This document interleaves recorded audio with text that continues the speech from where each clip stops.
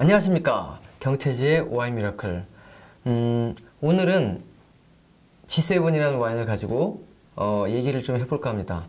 일단은 드시면서 얘기하시죠. 와인이 여기 있으니까 오픈을 하면서 이 와인에 대해서 이제 허심탄회한 얘기 좀 나눠볼까 하는데요. 혹시 마스크맨은 이 와인 아시나요? G7? G7은 이 와인은 처음이에요. 아, 처음 보셨어요? 혹시 이렇게 G7 정석 네. 그런 데에서 예, 연관이 있나요? 전혀 연관이 없고요. 예. 그러니까 아마 이름을 지을 때 그때가 G7하고 G20 정상회의 막 하고 그럴 때였었던 것 같아요. 이 와인이 나올 때. 그래서 지은 거예요, 진짜? 근데 그 이름의 어떤 원래 이거는 이제 아니네. 일곱 번째 제네레이션. 네, 7번째 제네레이션. 예, 라벨에 그렇게 써져 있는데요. 이게 과연 그럼 7번째 세대라는 건데 칠레라는 나라가 이 와인이 칠레 와인인데요. 칠레라는 나라가 와인을 만들었을 때 7세대나 지날 만큼 그렇게 와인을 오래 만들었던 국가가 아니기 때문에 그냥 제가 보기에는 이렇게 추정을 하는 바는 뭐냐면 그냥 이런 이름이 어감도 좋고 기억도 쉽게 나고 그러니까 지어낸 게 아닐까라고 추정을 하고 있는데요.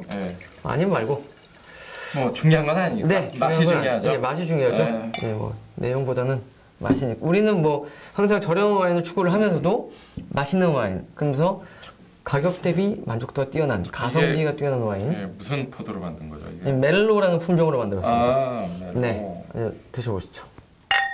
짠을 하면서. 냄새가 심상치 않네요. 어떤 의미죠? 모르겠어요. 굉장히 강렬한 과일향, 그러니까 아주 잼미한 과일향이 느껴지고요. 냄새가 심상치 않아요. 근데 탄내가 좀 나는데 이게 잡스러운 향과 이 오크통을 태운 것 같은 그런 탄내가 좀 나고 여기까지는 나쁘지 않아요. 이 정도면 나쁘지 않아요.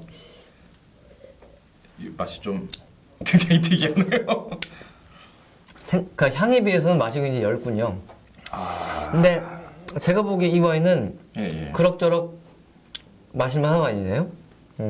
가격을 생각하면.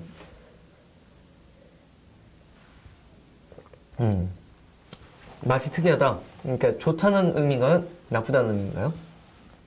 저하고 안 맞아요. 아, 안 맞는다. 저하고는 안 맞아요. 그렇군요.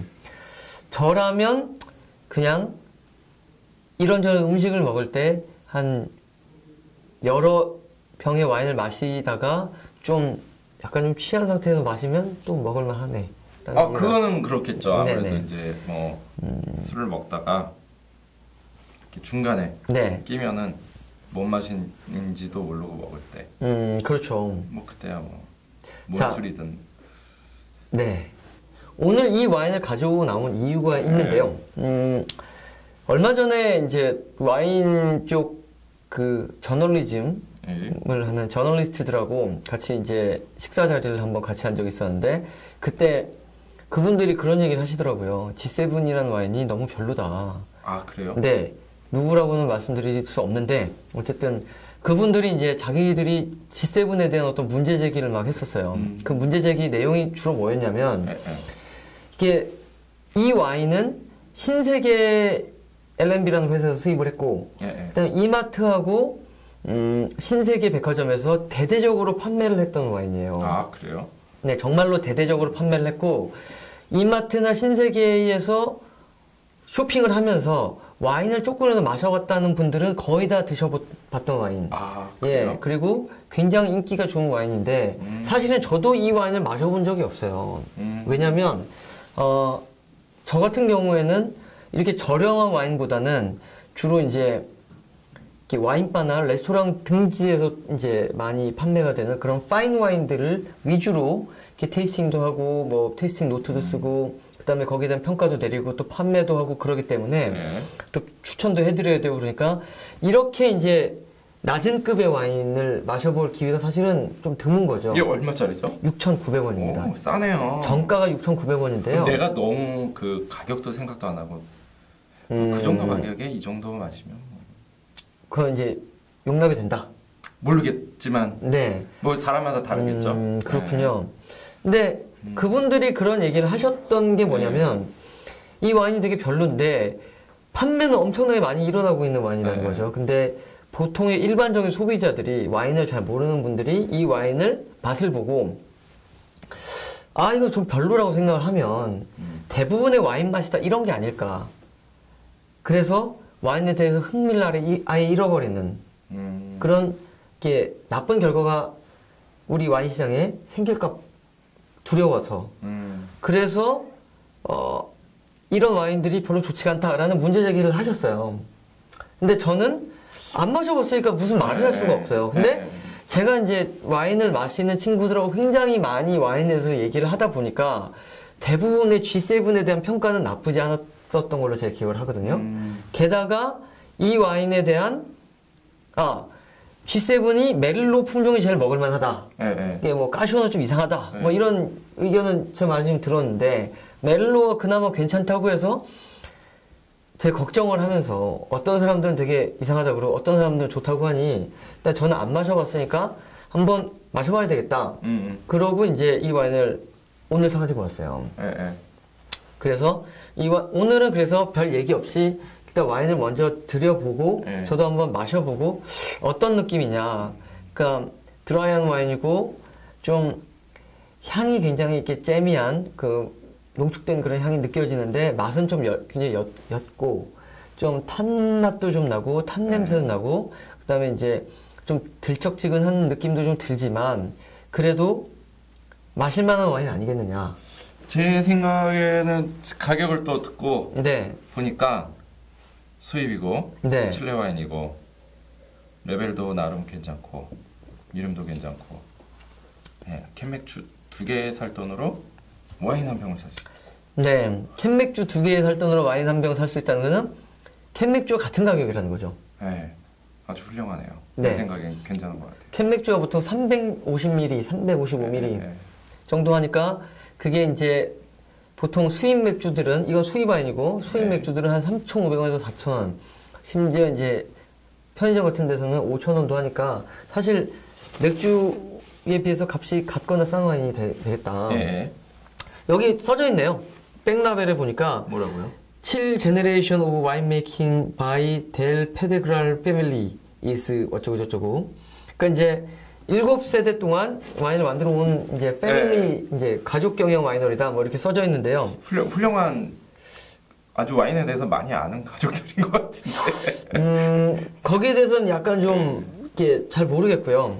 자, 이렇게 우리가 이제 이 보통 와인이 좋다 나쁘다를 또 얘기할 수 있는 거는 또 그들의 또 이제 와인을 만드는 어떤 시설이랄지 아니면 그런 걸 좀 봐줘야 되거든요. 그렇죠. 근데 사실 웬만한 와이너리들은 이제 와이너리를 가면 이제 자기네들 와이너리를 개방을 하고 보여주고 우리 이런 시설을 이렇게 만들고 있으며 여기 몇 년 묵은 와인이 있고 여기 몇 년 묵은 와인이 있고 지금 병입을 하고 있고 이런 걸 다 보여줘요. 근데 일단 제가 가지고 이걸 보여주려는지는 조금 잘 모르겠고요.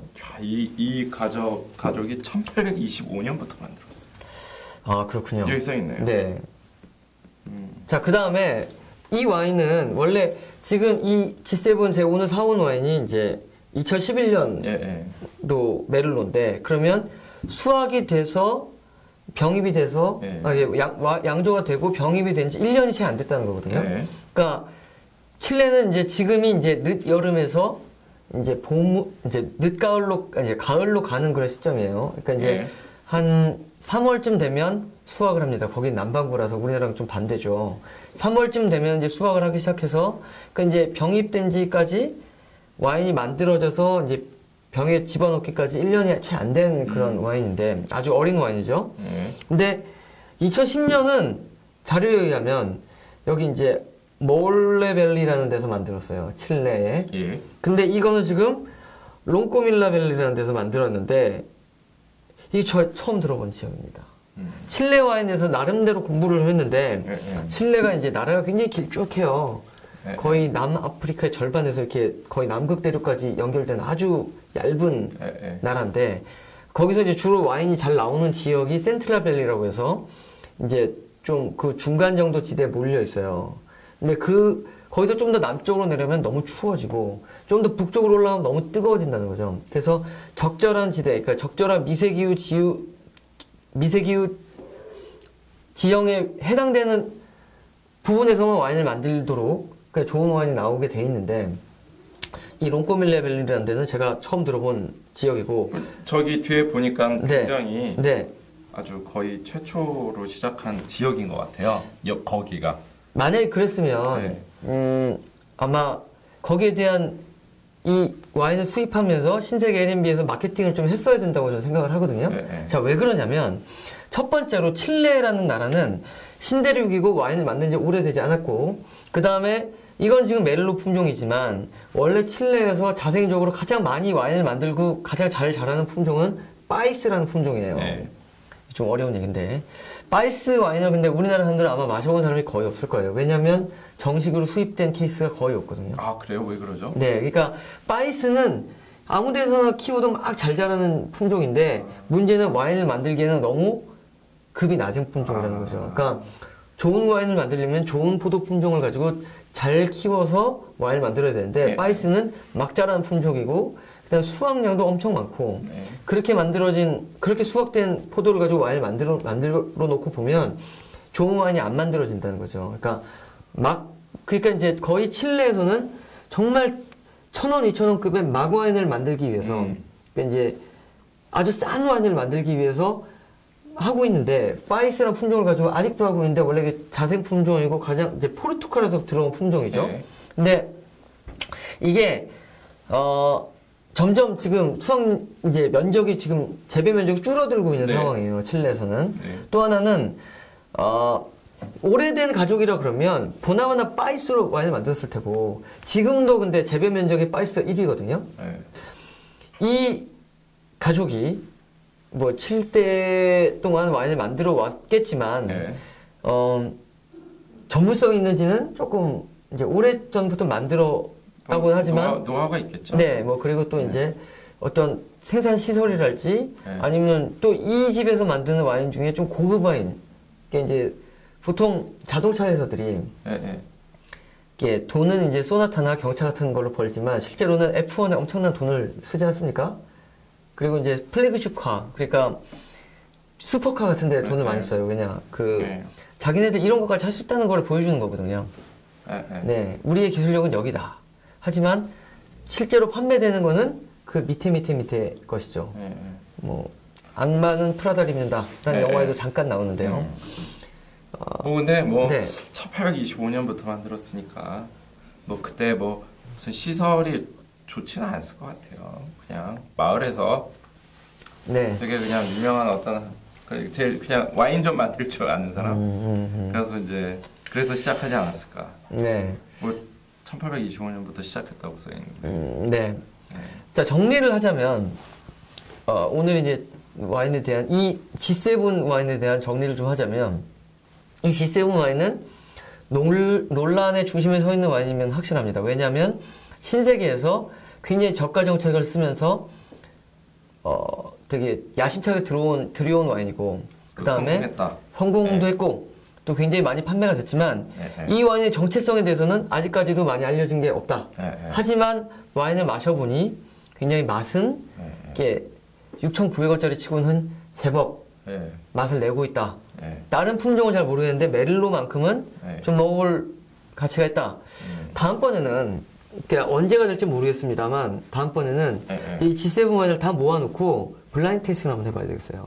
그러니까 G7 멜로, G7 까르미네르, G7 다 들어왔나요? 까쇼 예, 다는 모르겠는데 그 정도까지는 들어왔어요. 그리고 거기다가 리저브급 와인 하나 섞는 거예요. 이게 6,900원이지 않습니까? 리저브급은 요거에 한 2배 정도 되는 13,000 얼마예요.